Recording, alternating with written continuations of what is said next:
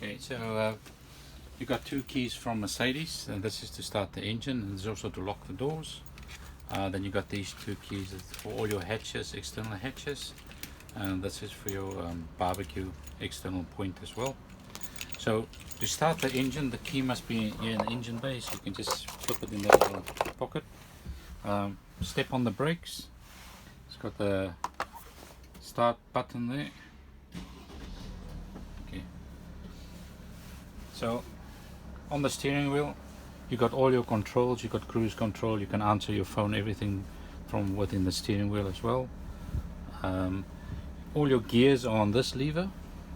So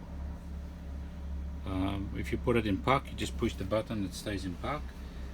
Flip it down, so that's drive, and flip it up as reverse.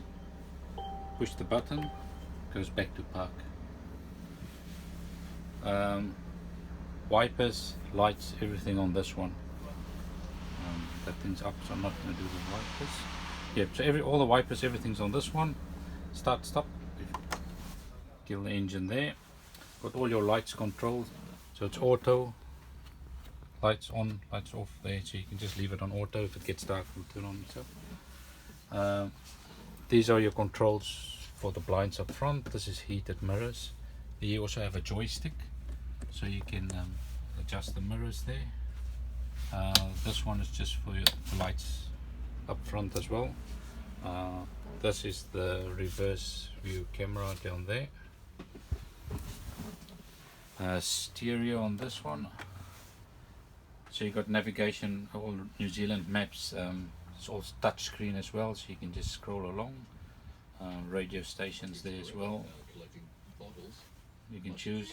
It's also volume down there. It's also voice activated, so you can just if you read the booklet, it's just "Hey Mercedes," and it will ask you what function you want. It's all the command you give.